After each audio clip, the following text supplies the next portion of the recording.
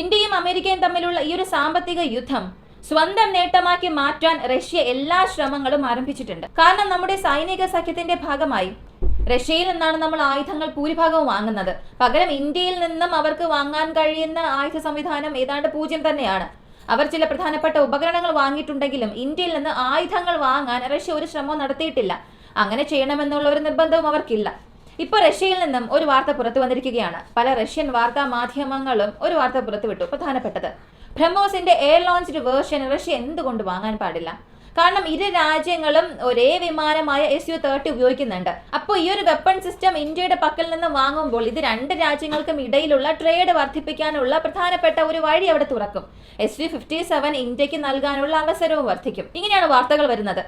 അപ്പോൾ ഈ വീഡിയോയുടെ നമ്മൾ അറിയാൻ പോകുന്നതും ബ്രഹ്മോസ് ഇരു രാജ്യങ്ങളും ചേർന്ന് നിർമ്മിച്ചൊരു മിസൈൽ ആണെന്ന് നമുക്കറിയാം. അങ്ങനെയാണെങ്കിൽ എന്തുകൊണ്ട് റഷ്യ ഈ ഒരു മിസൈൽ ഉപയോഗിക്കാൻ താല്പര്യം കാണിക്കുന്നില്ല?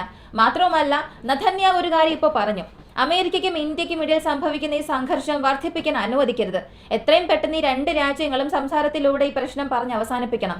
കാരണം ഈ രണ്ട് രാജ്യങ്ങൾക്കും ഇടയിലുള്ള സൗഹൃദം എന്നത് ഇരുമ്പിനേക്കാൾ ശക്തമാണ്. ഇങ്ങനെയാണ് അദ്ദേഹം പറഞ്ഞിരിക്കുന്നത്. പോരാത്തതിന് റഷ്യൻ പ്രസിഡന്റ് വ്ളാഡിമിർ പുടിൻ ഇന്ത്യയിലേക്ക് വരുന്നതിനെ കുറിച്ചുള്ള ചില പ്രധാനപ്പെട്ട അപ്ഡേറ്റും വന്നിട്ടുണ്ട്. എല്ലാം ഈ വീഡിയോയിലൂടെ വിശദമായി അറിയാം.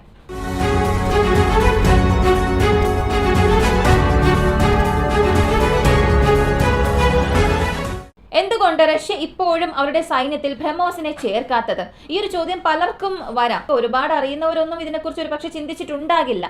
എന്നാൽ ചിലരുടെയെങ്കിലും മനസ്സിൽ ഈ ഒരു ചോദ്യം ശക്തമായി ഉണ്ടാകും. കാരണം വളരെ ലളിതമായി പറയണമെങ്കിൽ, സാങ്കേതികമായി അല്ലാതെ ഒറ്റ വാക്കിൽ പറഞ്ഞ് അവസാനിപ്പിക്കണമെങ്കിൽ, ഈ ബ്രഹ്മോസ് എന്നത് റഷ്യയുടെ P-800 ഓണിക്സിൽ നിന്നും നവീകരിച്ച ഒരു വകഭേദമാണ്.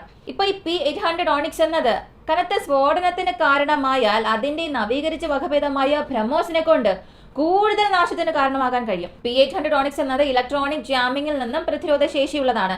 ശത്രുവിന്റെ വ്യോമ പ്രതിരോധ സംവിധാനത്തിന് ആക്രമിക്കാൻ കഴിയാത്തൊരു ലക്ഷ്യമാണ്. എന്നാൽ ഇതിനേക്കാൾ പവർഫുൾ ആണ് ബ്രഹ്മോസ്. കാരണം ഈ P-800 ഓണിക്സ് 100% പവർഫുൾ ആണെങ്കിൽ അതിനേക്കാൾ കൂടുതൽ അപ്ഗ്രേഡ് ചെയ്യപ്പെട്ടതാണ് ബ്രഹ്മോസ് വേരിയന്റ്. ഏതാണ്ട് രണ്ടും ഏകദേശം ഒരുപോലെയാണെങ്കിലും അത് പ്രീവിയസ് വേർഷൻ, ഇത് അപ്ഡേറ്റഡ് വേർഷൻ. ഇങ്ങനെയാണ് ഈ P-800 ഓണിക്സും ബ്രഹ്മോസും ഉള്ളത്. അപ്പോൾ ഇതിനകം തന്നെയുള്ള അല്ലെങ്കിൽ ഇതിന് മുൻപേ ഉള്ള ഒരു ടെക്നോളജി ഞങ്ങൾ എന്തുകൊണ്ട് വീണ്ടും പുതുതായി വാങ്ങണം? എൻ്റെ വെപ്പൺ തന്നെ ഞാൻ എന്തിന് പുതുതായി മറ്റൊരു പേരിൽ വാങ്ങണം എന്നുള്ളത് കൊണ്ടാണ് റഷ്യ ഇന്ന് വരെയും ബ്രഹ്മോസ് വാങ്ങാത്തത്. അങ്ങനെയാണെങ്കിൽ ഇപ്പോൾ ഇങ്ങനൊരു ചർച്ച ഉണ്ടാകാനുള്ള കാരണം എന്താണ്? കാരണം P-800 ഓണിക്സ് എന്നത് ഇതിനകം റഷ്യയുടെ Tu-22 ബോംബേഴ്സിൽ നിന്നും Tu-95 ബോംബേഴ്സിൽ നിന്നും Tu-160 നിന്നുമെല്ലാം ലോഞ്ച് ചെയ്യുന്ന രീതിയിൽ എയർ ലോഞ്ച്ഡ് വേരിയന്റ് നിർമ്മിച്ചിട്ടുണ്ട്. അപ്പോൾ പിന്നെയും എന്തുകൊണ്ട് ഈ ഒരു വേരിയന്റ് വാങ്ങണമെന്നുള്ള ചർച്ചകൾ, സംസാരമൊക്കെ പുറത്തു വരുന്നു എന്ന് ചോദിച്ചാൽ അത് മറ്റൊന്നുമല്ല. ഇതൊരു ചെറിയ മത്സ്യത്തെ ഇട്ടിട്ട് വലിയൊരു മത്സ്യത്തെ പിടിക്കുന്ന ആ ഒരു തന്ത്രമാണ്. അല്ലെങ്കിൽ ആ ഒരു രീതിയിലാണ് റഷ്യ ഇപ്പോൾ ഇന്ത്യയെ സമീപിക്കുന്നത്. ഇതിന് പിന്നിലുള്ള വലിയ കാര്യം ഞാൻ പറയാം. Su-57 ഡീലാണ്. ഇന്ത്യയെ സംബന്ധിച്ചിടത്തോളം അമേരിക്ക ഇന്ത്യ ഏതാണ്ട് ഇങ്ങനെ പൂർണ്ണമായും അടച്ചു പൂട്ടിക്കൊണ്ട് ഇരിക്കാൻ ശ്രമിക്കുകയാണ്. ഈ സമയത്ത് ആർക്കെല്ലാമാണോ ഇന്ത്യയുമായി ടൈപ്പ് വയ്ക്കാൻ ആഗ്രഹിക്കുന്നത്, അല്ലെങ്കിൽ ആരെല്ലാമാണോ പുതിയ സൗഹൃദം വികസിപ്പിക്കാൻ ആഗ്രഹിക്കുന്നത്, അതിനുള്ളൊരു പുതിയ ഗേറ്റ് വേ തന്നെ ഓപ്പൺ ആയിട്ടുണ്ട്. ഇത് അമേരിക്കയ്ക്കും നന്നായി തന്നെ അറിയാം. അതുകൊണ്ടാണ് ഒരു ഘട്ടത്തിന് ശേഷം സമ്മർദ്ദം ചെലുത്താൻ കഴിയാത്ത സാഹചര്യത്തിൽ ചർച്ചകൾ ആരംഭിക്കാനുള്ള സാധ്യതയുണ്ടെന്നും പറയുന്നു. ഇപ്പോൾ ഇന്ത്യയുമായി റഷ്യ ട്രേഡ് ചെയ്യണമെന്നുണ്ടെങ്കിൽ S-400 ആദ്യം നമുക്ക് നൽകിയേ മതിയാവുകയുള്ളൂ. Su-30 MK നവീകരിക്കാനുള്ള ചില വസ്തുക്കൾ നമുക്ക് നൽകണം. ഇതിനകം നമ്മൾ ഉപയോഗിച്ചു കൊണ്ടിരിക്കുന്ന Tu-90 ടാങ്ക്സ് നവീകരിക്കാനുള്ള ആ പ്രോഗ്രാമിൽ അവർ നമ്മെ സഹായിക്കണം. അപ്പോൾ ഇതെല്ലാം റഷ്യയിൽ നിന്നും ഇവിടെ ഇന്ത്യയിലേക്ക് ഔട്ട്സോഴ്സ് ആകുമ്പോൾ ഇന്ത്യയുടെ പക്കൽ നിന്നും ഏതൊരു വെപ്പൺ സിസ്റ്റം അല്ലെങ്കിൽ പകരം വാങ്ങുന്ന ഒരു സാഹചര്യത്തിൽ റഷ്യ ഇല്ല. അവർ ആ ഒരു സാഹചര്യത്തിലല്ല എന്ന് പറയുന്നതിനേക്കാൾ നമ്മൾ ആ ഒരു സാഹചര്യത്തിലല്ല എന്നുള്ളതാണ് സത്യം. കാരണം നമ്മളെക്കാൾ ടെക്നോളജിയിൽ അവർ അഡ്വാൻസ്ഡ് ആണ്. അവരുടെ പ്ലാറ്റ്ഫോംസ് ആണ് നമ്മൾ ഉപയോഗിച്ചുകൊണ്ടിരിക്കുന്നത്. ഇപ്പോഴാണ് നമ്മുടെ മിലിറ്ററി ടെക്നോളജി വളർന്നുകൊണ്ടിരിക്കുന്നത്. നമുക്ക് മുൻപ് തന്നെ റഷ്യ ആ ഒരു സ്ഥാനം കൈപ്പറ്റിയിട്ടുണ്ട്. അപ്പോൾ ആ ഒരു വിടവ് നികത്തപ്പെടണം, അല്ലെങ്കിൽ ഇന്ത്യയുമായി ഒരു ടൈപ്പ് ഉണ്ടാക്കണമെന്നുണ്ടെങ്കിൽ ബ്രഹ്മോസ് ഒഴികെ റഷ്യക്ക് മറ്റൊരു ബെറ്റർ ഓപ്ഷൻ ഇല്ല. കാരണം അവരുടെ പക്കലുള്ള P-800 ഓണിക്സ് എന്നത് ബോംബേഴ്സിൽ നിന്നും വിക്ഷേപിക്കുന്ന രീതിയിലാണുള്ളത്. എയർ ലോഞ്ച്ഡ് വേരിയന്റ് സൃഷ്ടിച്ചിരിക്കുന്നത്. എന്നാൽ നമ്മുടെ പക്കലുള്ള BrahMos air launched variant Su-30 നിന്നും ലോഞ്ച് ചെയ്യാൻ കഴിയും. ആ ഒരു രീതിയിൽ അപ്ഗ്രേഡ് ചെയ്തിട്ടുണ്ട്. P-800 ഓണിക്സിനേക്കാളും കുറഞ്ഞ ഭാരമേ ഉള്ളൂ. ഏകദേശം 3 ടണ്ണോടടുത്താണ് P-800 ഓണിക്സ് ഉള്ളത്. എന്നാൽ അതിനേക്കാളും കുറവ് 2.3, 2.5 ടണ്ണിനുള്ളിലാണ്. കൂടുതൽ വാർഹെഡ് വെയിറ്റോട് കൂടിയാണ് നമ്മൾ ഈ ഒരു മിസൈൽ സൃഷ്ടിച്ചിരിക്കുന്നത്. അപ്പോൾ ദൂരം അവിടെ കുറയും. അതിനേക്കാൾ പവർഫുള്ളായ മിസൈൽ, അതിനേക്കാൾ കുറഞ്ഞ ഭാരത്തിൽ റഷ്യ വാങ്ങുകയാണെങ്കിൽ അത് അവരെ കൊണ്ട് ലോഞ്ച് ചെയ്യാൻ സാധിക്കും. ഇത് ആദ്യത്തെ കാര്യം. രണ്ടാമത്തെ കാര്യം, SU-30 മാത്രമല്ല റഷ്യയുടെ മറ്റ് പ്ലാറ്റ്ഫോംസിലും ഇതിന് ഇന്റഗ്രേറ്റ് ചെയ്യാൻ സാധിക്കും. SU-34 ഇന്റഗ്രേറ്റ് ചെയ്യാൻ സാധിക്കും, SU-35 ഇന്റഗ്രേറ്റ് ചെയ്യാൻ കഴിയും. അപ്പോൾ ഇതിനകം SU-34 ഫ്രണ്ട് ലൈൻ ബോംബറായി തന്നെ അവിടെ പ്രവർത്തിക്കുന്നുണ്ട്.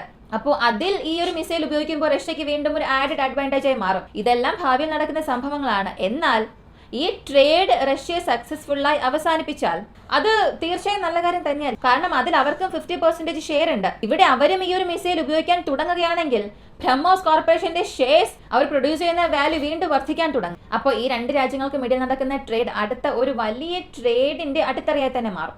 SU-57 എന്ന ഒരു ചെറിയ ട്രാപ്പ് ഇന്ത്യക്ക് വേണ്ടി റഷ്യ സെറ്റ് ചെയ്തിട്ടുണ്ട്. അപ്പോൾ ബ്രഹ്മോസ് അവർ ഇതുവരെയും ഉപയോഗിക്കാത്തതിന്റെ കാരണം ഇതാണ്. ഇപ്പോൾ ബ്രഹ്മോസ് വാങ്ങണം എന്ന് പറഞ്ഞതിന്റെ ചർച്ചകൾ വന്നതിന്റെ കാരണവും ഇതാണ്.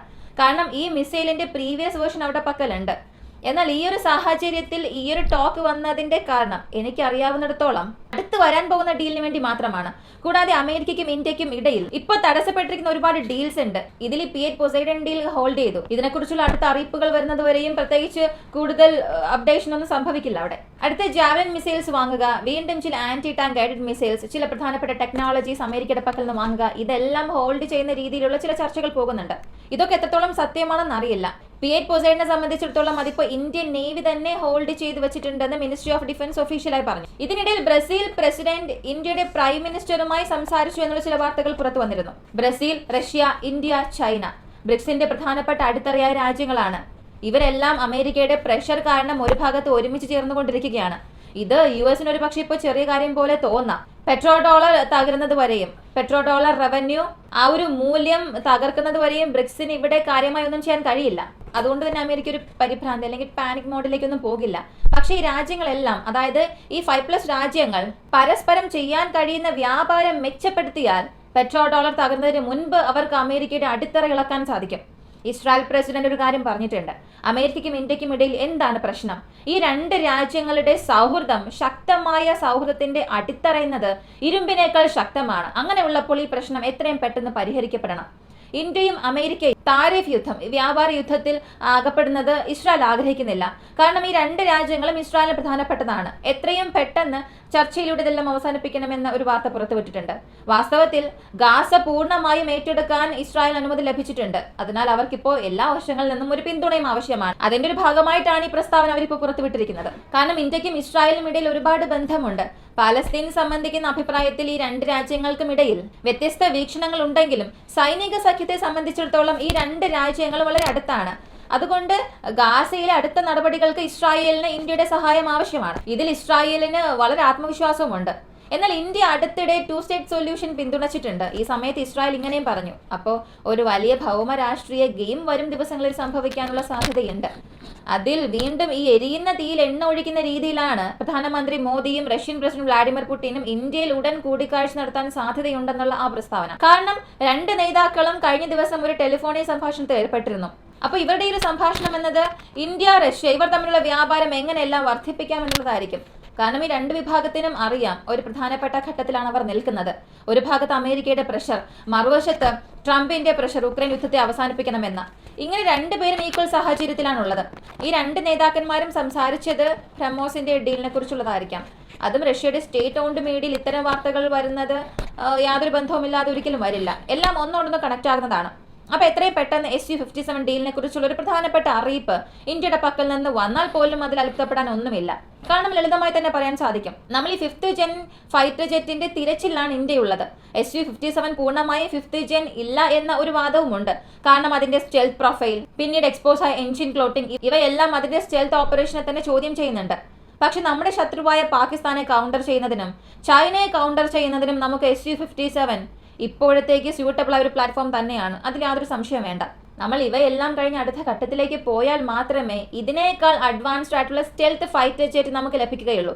അപ്പോൾ SU-57 നമ്മൾ പൂർണ്ണമായും വിശ്വസിച്ചില്ലെങ്കിലും നമ്മുടെ ഭാവി അപ്ഡേറ്റ്സിന് വേണ്ടി നമ്മുടെ AMC പ്രൊഡക്ഷനിൽ ഈ സ്റ്റെൽത്ത് പഠിക്കേണ്ടത് അത്യാവശ്യമാണ്. സ്റ്റെൽത്ത് സംബന്ധിക്കുന്ന ടെക്നോളജീസ് റഷ്യ ഷെയർ ചെയ്യുന്നത് നമുക്കൊരു വലിയ ബേസ് ആയി തന്നെ മാറും. അപ്പോൾ 24 മണിക്കൂറിനുള്ളിൽ ഇത്രത്തോളം ഒരുപാട് കാര്യങ്ങൾ ജിയോ പൊളിറ്റിക്സിൽ സംഭവിച്ചിട്ടുണ്ട്. ഇസ്രായേൽ ഇവിടെ ഇന്ത്യയും അമേരിക്കയും ഒരുമിച്ച് ചേർക്കാൻ ശ്രമിക്കുന്നു. അതേസമയം അവർ ഗാസയെ ടേക്ക് ഓവർ ചെയ്യാൻ ശ്രമിക്കുന്നു. ഇങ്ങനെ അടുത്ത് റഷ്യ ഇന്ത്യയുമായി സംസാരിക്കാൻ പോകുന്നു, അമേരിക്കൻ പ്രസിഡന്റ് എത്രയും പെട്ടെന്ന് ഇന്ത്യയുമായി സംസാരിക്കാൻ പോകുന്നു എന്നൊക്കെ പറയുന്നു. ഇതൊക്കെ കാണുമ്പോൾ ഒരുപാട് ട്വിസ്റ്റ് ആൻഡ് ടേൺസ് തീർച്ചയായും വരും ദിവസങ്ങളിൽ സംഭവിക്കും. ഇതിൽ വളരെ പ്രധാനപ്പെട്ടതാണ് ബ്രഹ്മോസ് വേരിയന്റ് റഷ്യ വാങ്ങാനുള്ള ശ്രമങ്ങൾ. ഇതിനെക്കുറിച്ച് നിങ്ങൾ എന്താണ് കരുതുന്നത്? കാരണം ബ്രഹ്മോസ് വാങ്ങണം എന്നുള്ളത് ഒരിക്കലും റഷ്യയുടെ ഒരു വലിയ ആവശ്യകതയല്ല. എന്നാൽ സ്റ്റേറ്റ് ഓൺഡ് മാധ്യമങ്ങൾ തന്നെ ഇങ്ങനെയുള്ള വാർത്തകൾ പുറത്തുവിടുന്നത് എന്തോ അവിടെ സംഭവിക്കുന്നു എന്നുള്ളത് തന്നെയാണ് കാണിക്കുന്നത്. ഇതിനെക്കുറിച്ചുള്ള നിങ്ങളുടെ അഭിപ്രായങ്ങൾ കമന്റിൽ പറയുക. കൂടുതൽ അപ്ഡേറ്റ്സിനായി ഓയിസ് ഓവിക്ക് നമ്മുടെ ചാനൽ സബ്സ്ക്രൈബ് ചെയ്യുക. മറ്റൊരു വീഡിയോയുമായി വീണ്ടും കാണാം.